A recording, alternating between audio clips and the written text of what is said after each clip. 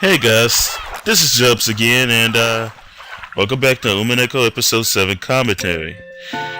Today we're going to go back to where we last left off. This will be part 12. Let's open them doors and see where we last left off. Here, this is where we previously were at. Pretty much we're basically revealing how Yasu wound up stealing the keys from Beelzebub.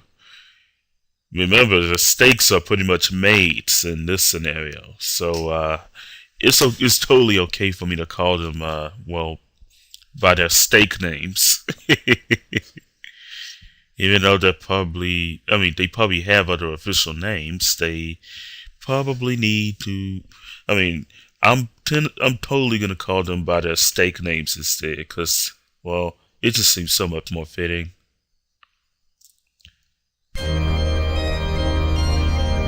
Great, they had Golden Slaughter playing during the first part of the scene, and now they're having this music playing. This is supposed to be during the crisis situation, like when something real bad is about to happen. I finally understood. This is what it's like to use magic.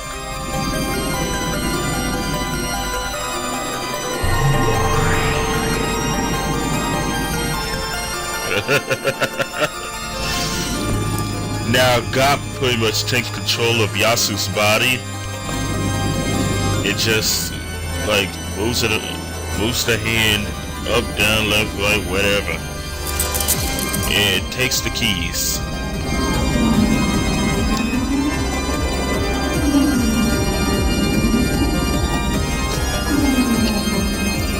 Talking about magic, it's just a sleight of hand.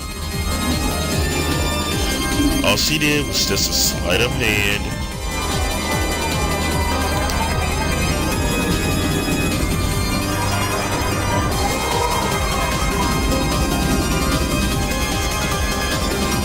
Yeah, this is getting nuts.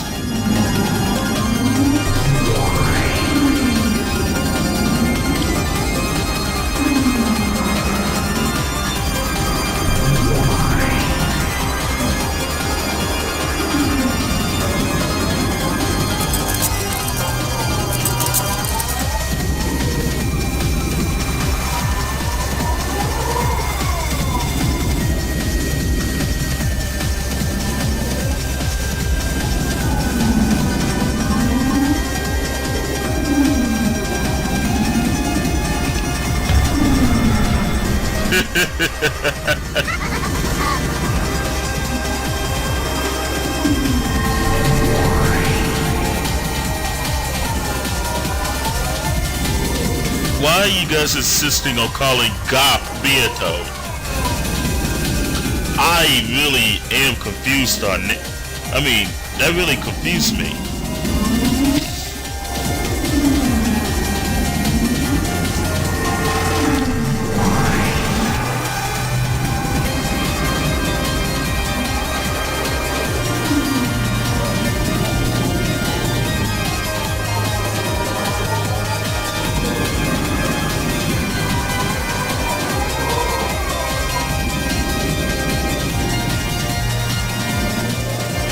Alien concept called magic.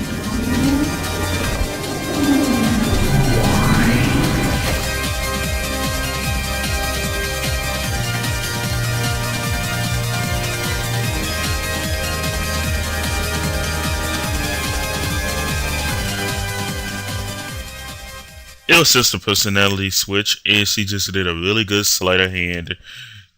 All it takes is a really good sleight of hand for something to be called magic.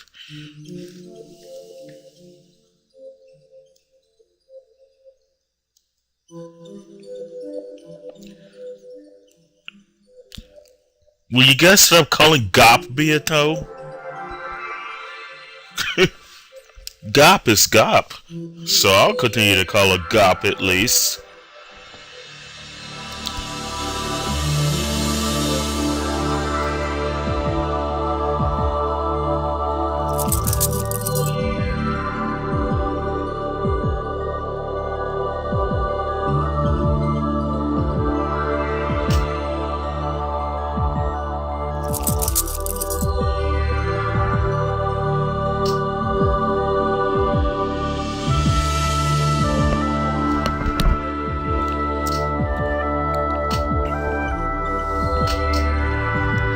Little dance of the keys and butterfly popping, their head disappeared. No, I think there's a loophole on that key ring that allows you to easily take one of the keys off that key ring.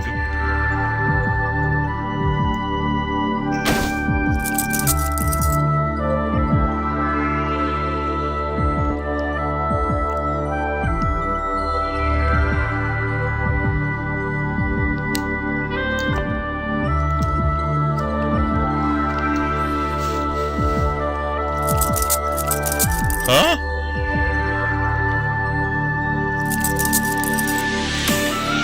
Wait, are you kidding me?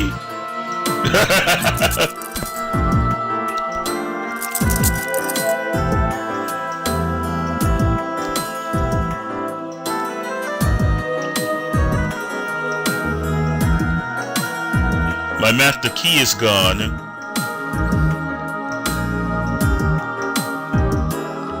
This ring is so stiff, there's no way it can come off. You know, actually, now that she says that, there's only two ways this could have ended. One, she found a loophole in which she could take the key off the key ring. Well, I'm talking about Yasu, of course. Yasu could have found a way to take the key off that key ring, or Yasu could have probably already lost her master key and did a little key ring switch. All the keys should probably look alike for the most part. I don't think there's any distinct feature to them.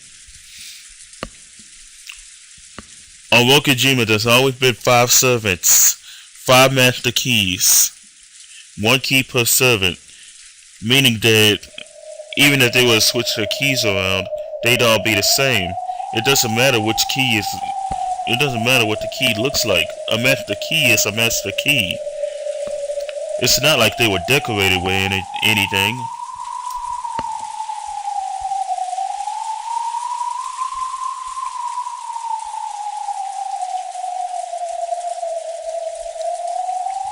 Well, that sounds about right anyway.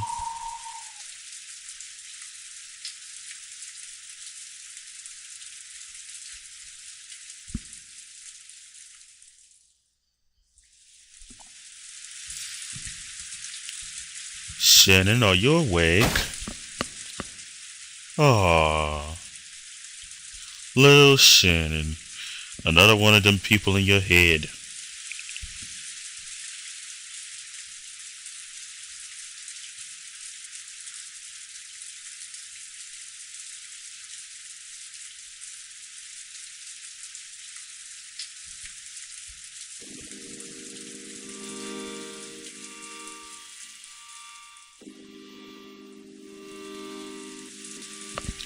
Yeah, that's why Yasu created your ass.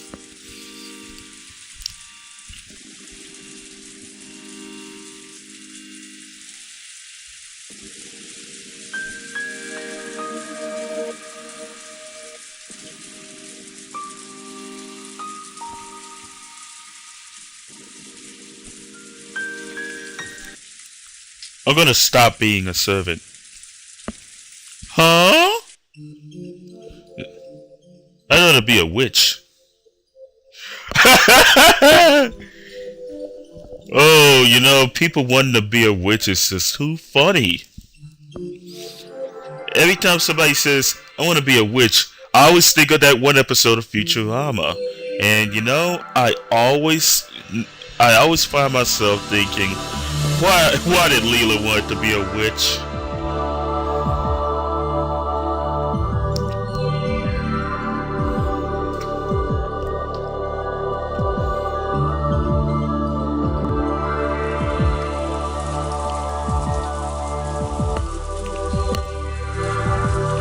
You see, Yasu is starting to want to become another person.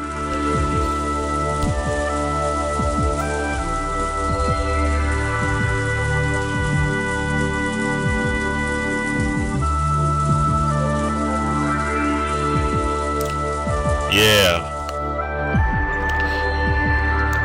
These are confessions of a mad person.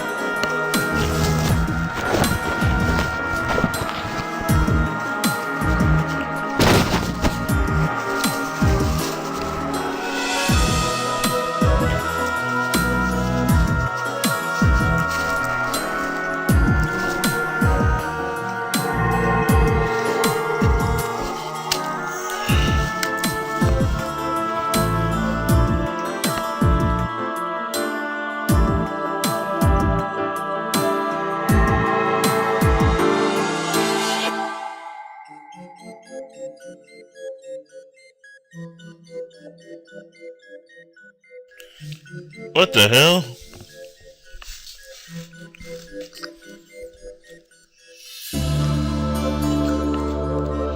Okay, so she just said, "Hey, I want to be a witch," and next thing you know, you can use magic.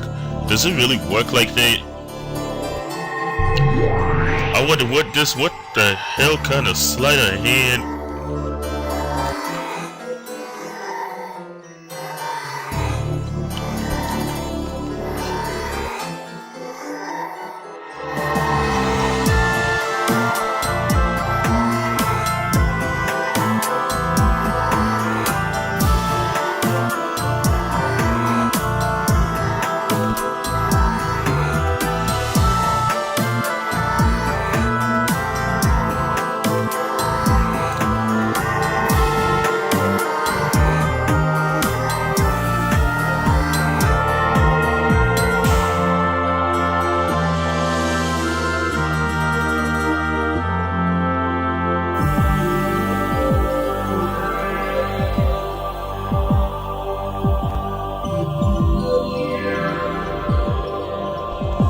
You really sure you should be asking yourself that?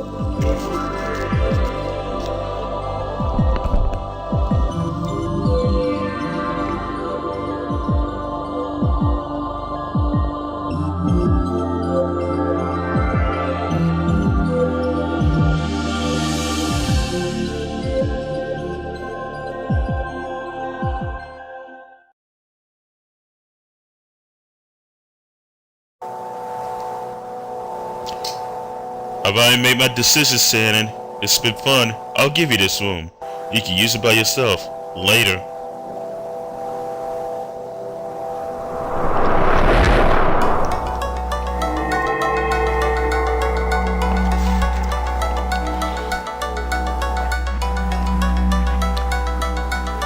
That's the water to kill all of those cacaras or whatever. That crystal place. Remember the one from Higurashi?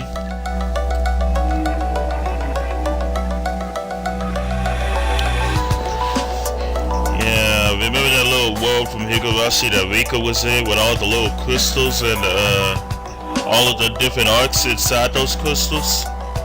They got that in Umineko too. Except, well, a lot of people have seen that place. All the witches. And Battler too, back in episode 5, where he decided to just look through those crystals and just understood the truth.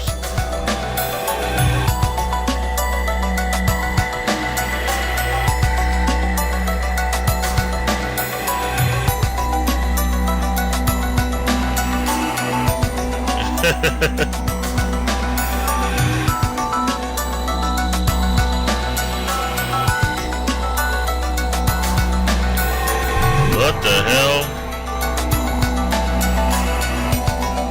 This is getting stupid!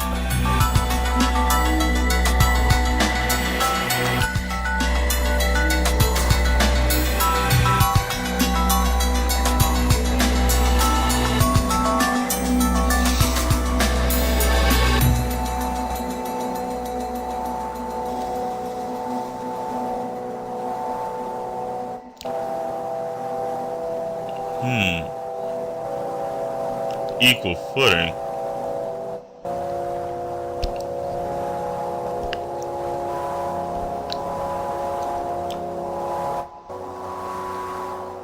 The cackle will be mine.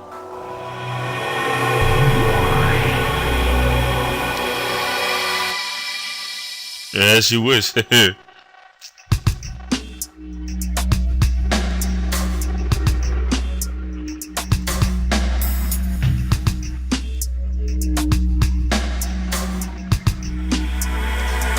What the fuck? What the fuck? I mean, just what?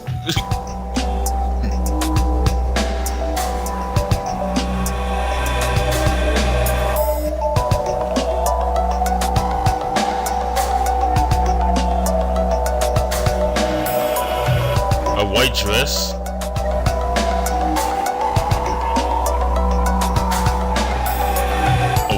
Noble Witch.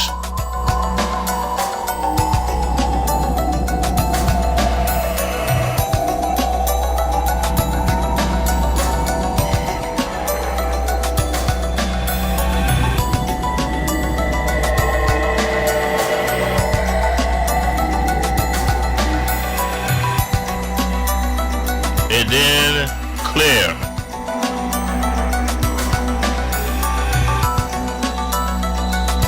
Wait, so that's how, so that's the,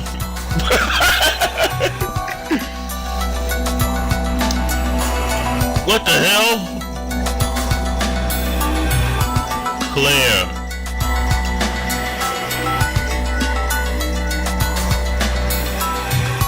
This is just, okay, my mind is full of fuck right now. It is full of fuck.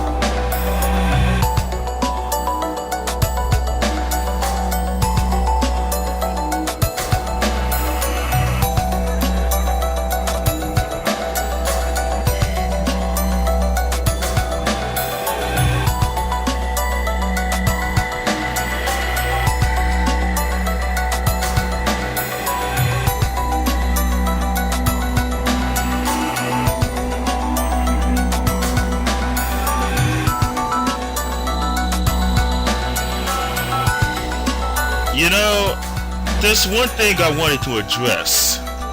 You know, considering that this is, well, supposedly Beatrice now, at least before she wound up saying, you know what, actually I want blonde hair and a black dress. But yeah,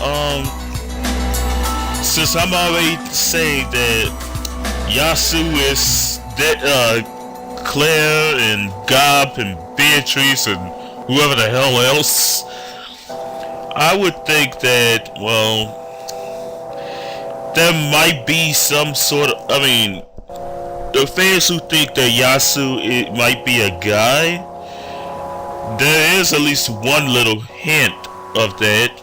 And, well, when you think about it, that's the fact that George and Shannon have never kissed. Not once. I noticed it. They always talked about being in love and everything, but those two have never kissed. Not once. They can't be possibly taking their relationships that slow.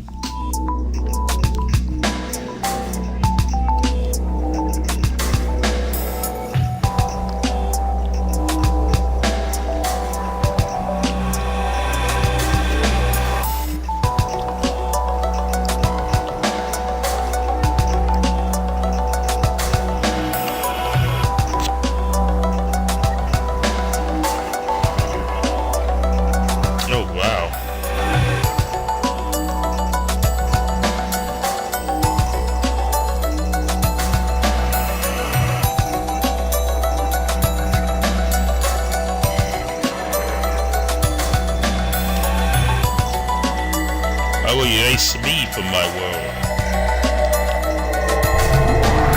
See?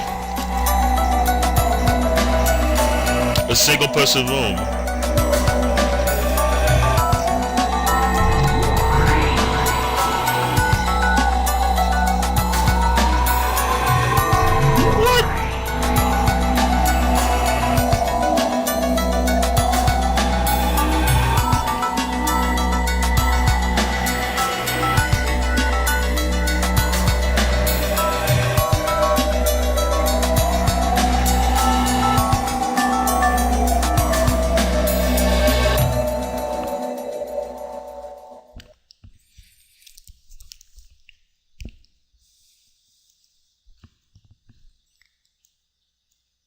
What was I doing? Was I talking in my sleep?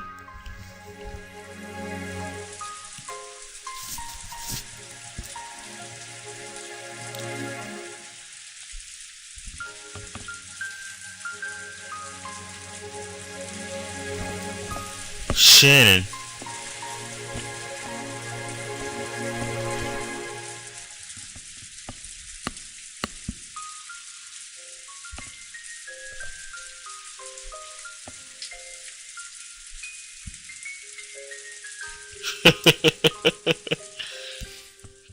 Oh, Shannon or Yasu or wherever the hell you are.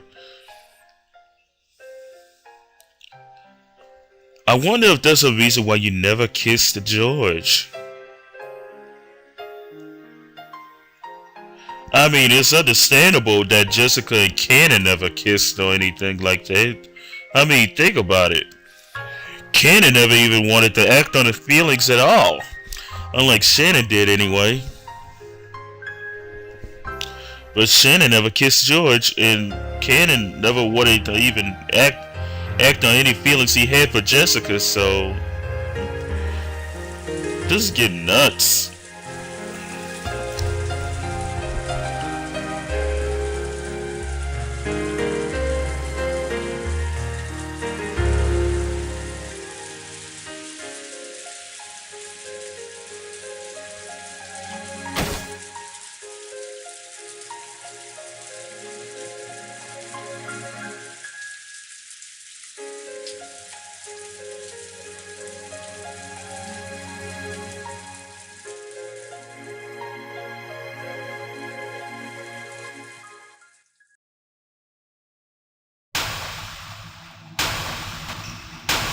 The theater! Welcome to the show. I am one yet many.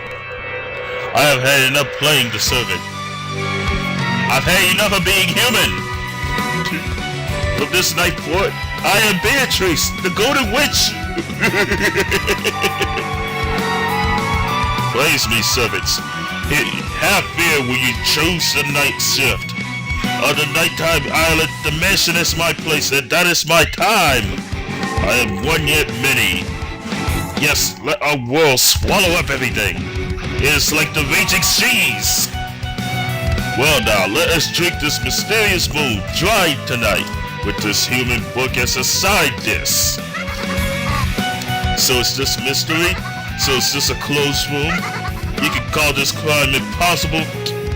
You can call this crime impossible for humans? Don't make me laugh.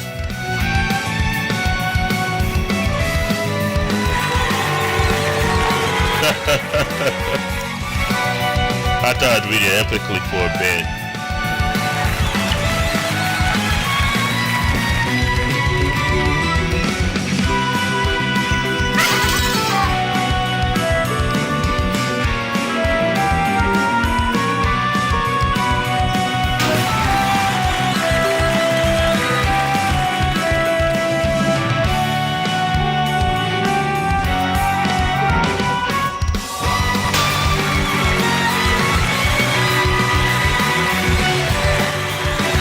It was only a matter of time before Claire would just wind up.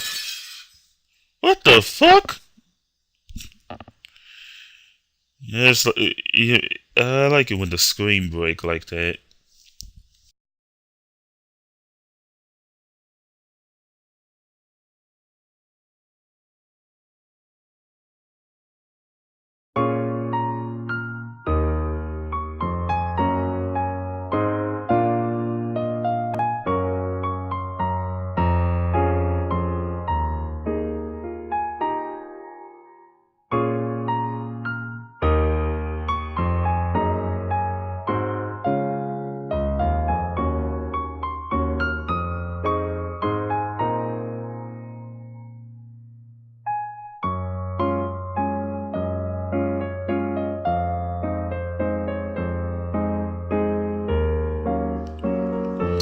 Oh boy.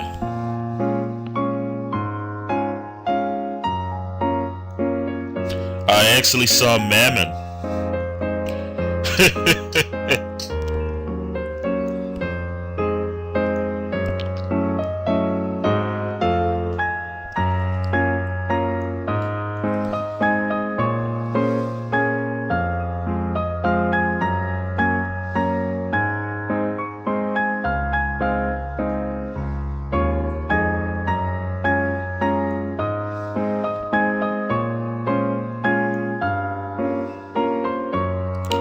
The family conference. No battler.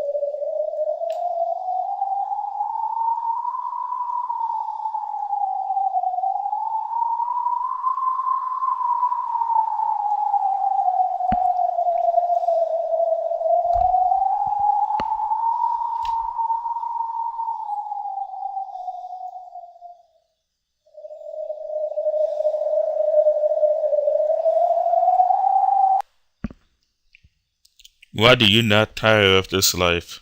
Oh, now Yasu speaks to Shannon. Him, herself, or whatever.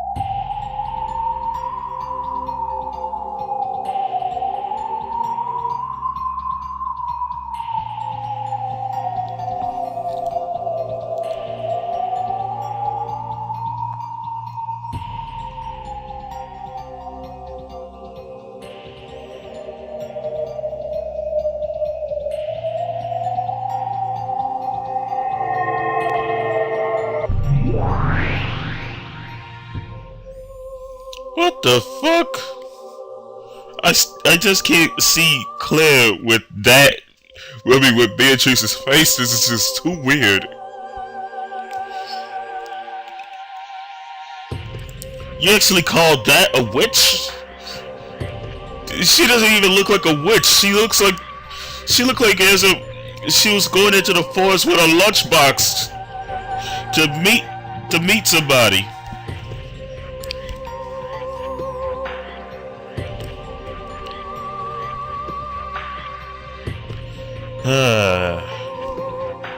I really need to stop talking like that. But of course, this is just still weird.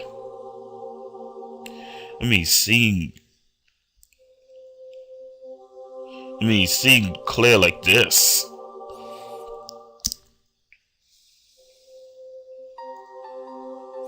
Beatrice.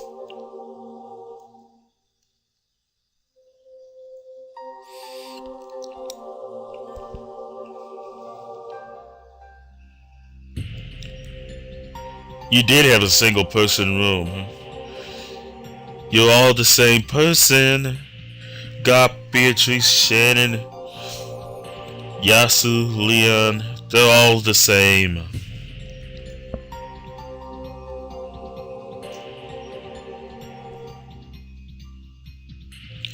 Wait a minute. Oh, you know what? I think I get it now. At least what happened on episode 5 anyway. Wouldn't that mean that she probably switched to a canon personality and used that voice to to really mess with Nasahi?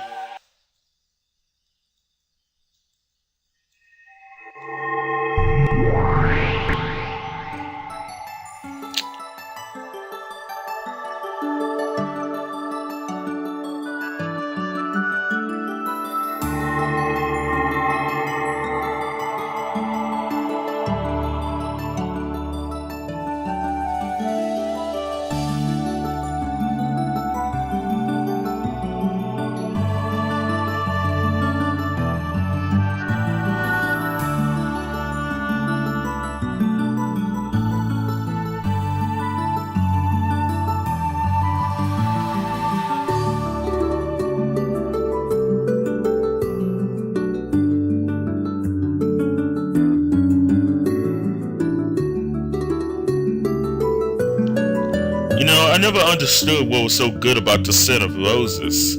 I mean, I don't even like the smell of roses at all. Yes, I'm being honest. I do not like the smell of roses. They just smell weird. I don't know, it just has some funny smell.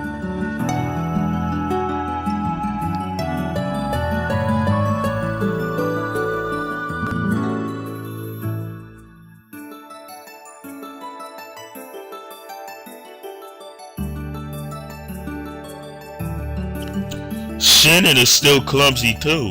It adds up.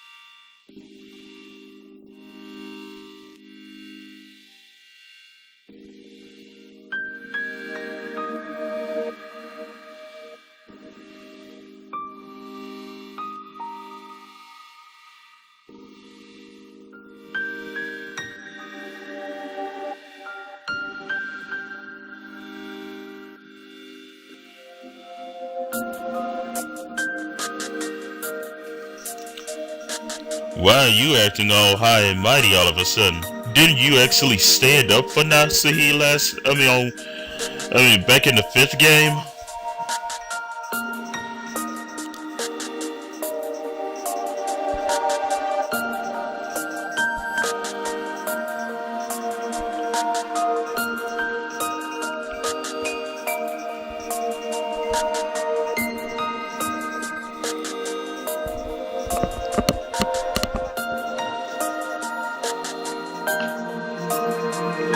Take me home?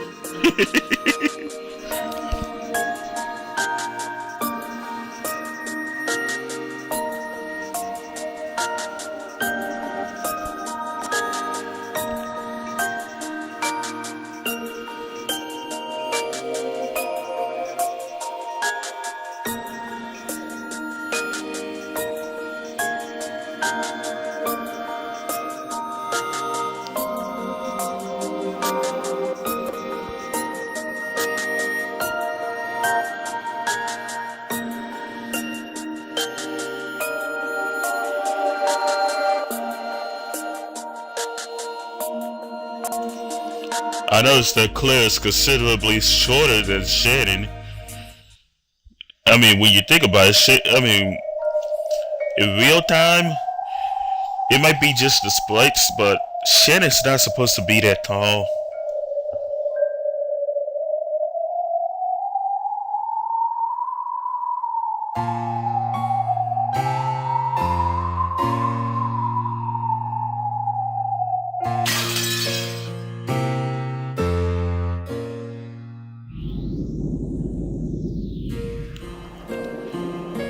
Maybe this is why Beatrice suddenly wanted to kill everybody.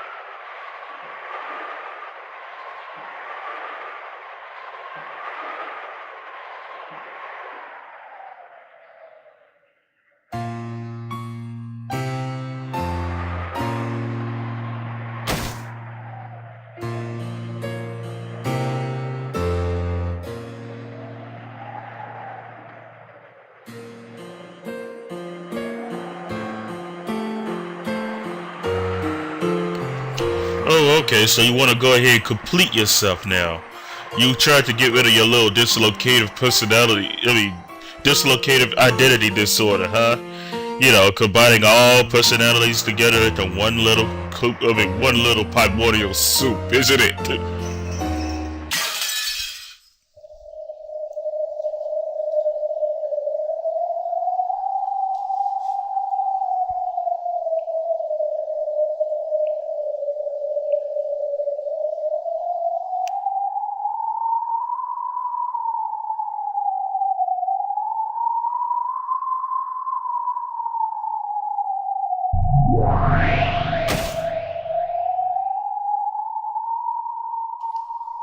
Oh, gop. And then that's the whole Riche thing.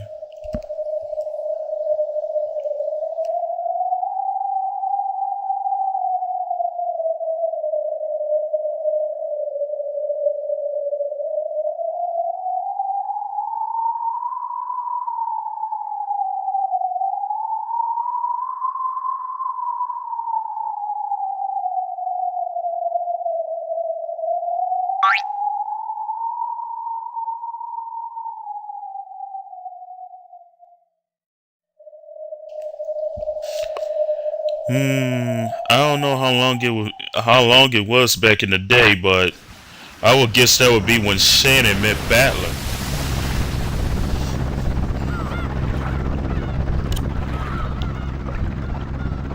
Watch your step here. Okay, that's Ava. Hideyoshi. Oh, that's the boat captain. Oh, you know what? Actually, his name escapes me for the moment. Oh, Rudolph. Rosa.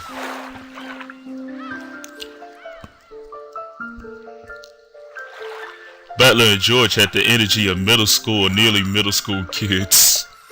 Oh, okay, so there's a Butler and a George. And Asamu. We don't see an Asamu sprite, unfortunately. I'm not even seeing it. I kind of had a feeling that we wouldn't get an Asamu sprite, and a lot of people have been wondering just who the hell she really is all along. Angie hadn't been born.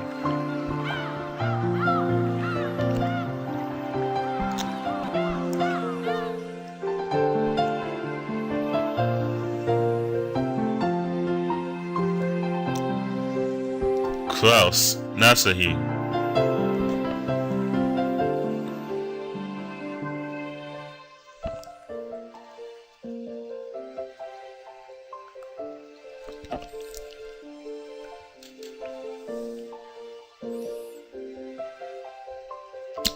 Shannon, what is it that you found? Please don't tell me it's love.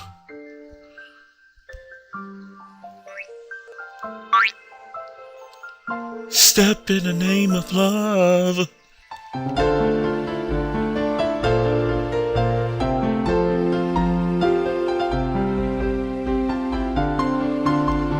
Step in the name of love. Holy shit, George Battler. You know what? I never thought I'd see Battler in this episode. And that's Jessica too.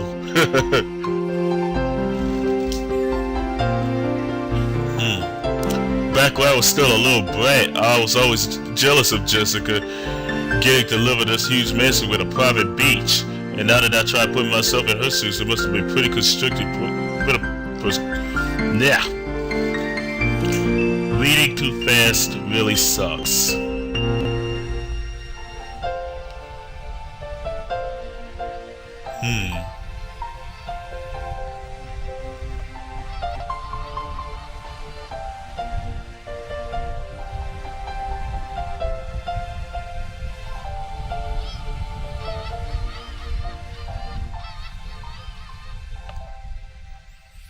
The four of us. I thought Angie wasn't born yet, and you were still too young, and Mario was still too young to play with you.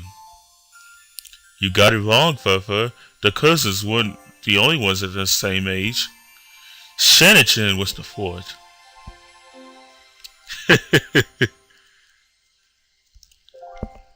Shannon, huh?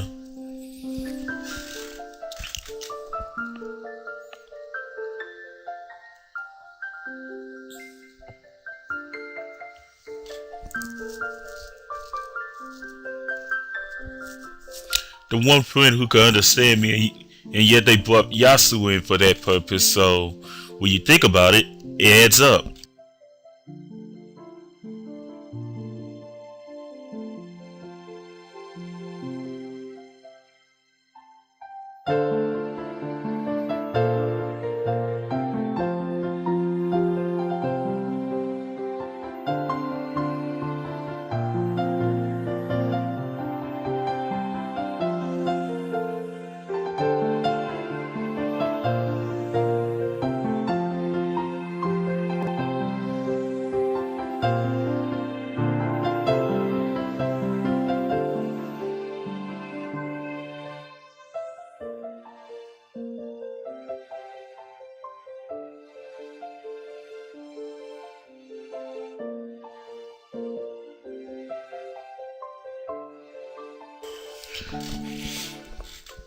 George and Battler, two guys. So let's see which one. And guess who she falls in love with?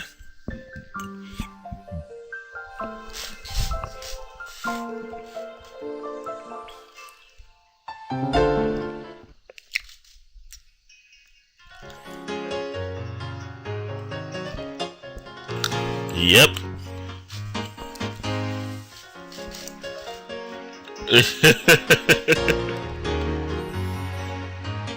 Battler's insanely huge now, but back then Shannon and I were both taller and stronger than him.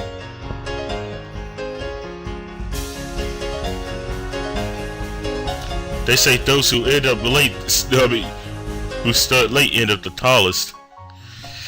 Yeah, Battler is real tall. He's supposed to be about what, 5'11" or something. So yeah, he's pretty much the tallest of everyone.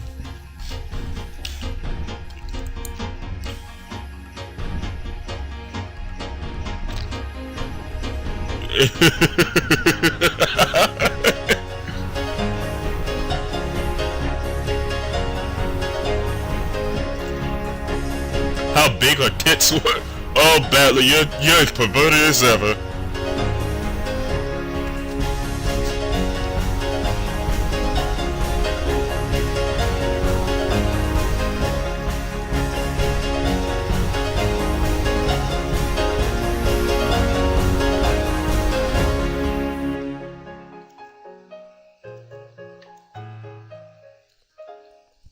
Oh boy, this is nuts. The most pure love comes when boys and girls first start noticing each other. That is simple, pure desire just to be around someone of the opposite sex. The noble first loves. Just wonderful. A bunch of kids thinking and talking about the world of love.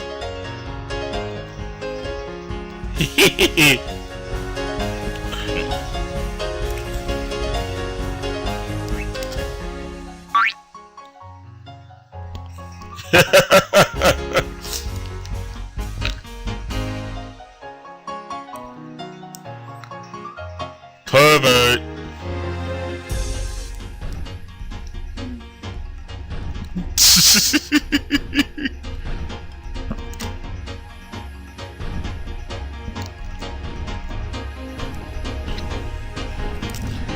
Apparently they all used to play with Shannon, at least before Mario got a little older.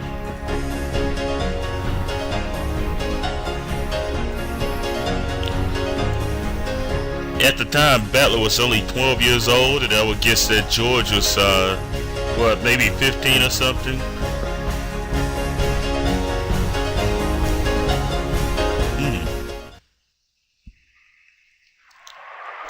What is this, Shannon?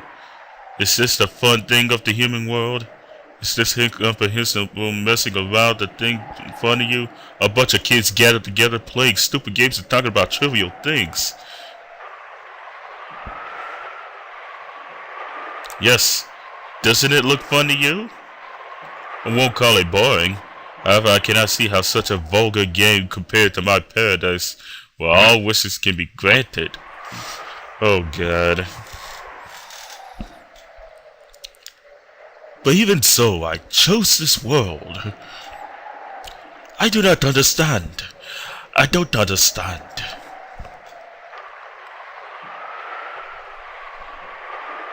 Tell me, what is it what is it you found within this vulgar plaything? Do you want to know? I do. Love. Love?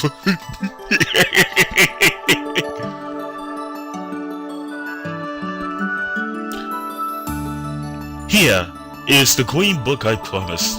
Thank you very much. I'd be happy to borrow it. It's okay, you can keep it, Shadow Chat. I've already read it, but I get this. It's probably expensive.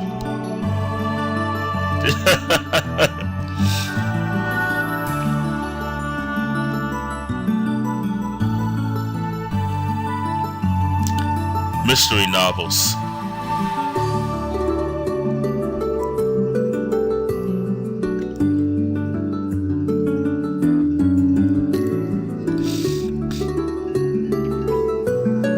You know, Battler reads mystery novels too, if I recall correctly.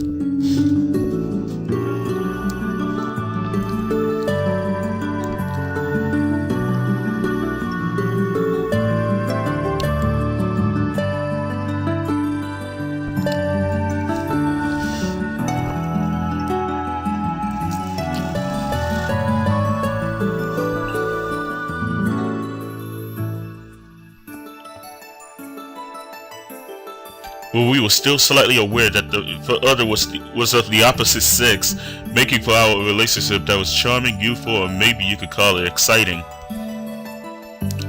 This is why I keep thinking Shannon might be a chick. Or maybe she's delusional.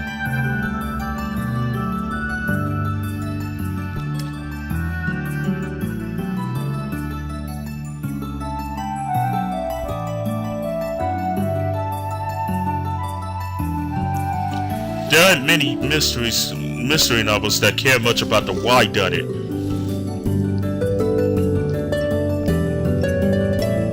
The who done it, how done it, why done it.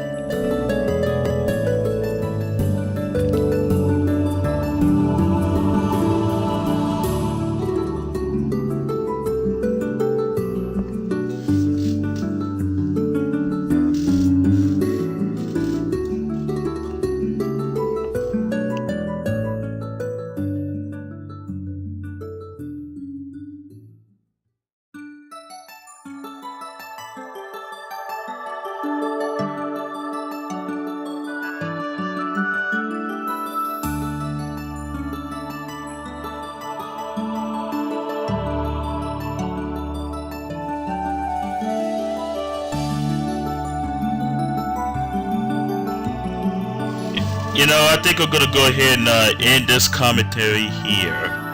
So with that, I'll stop here and I'll see you guys in part 13.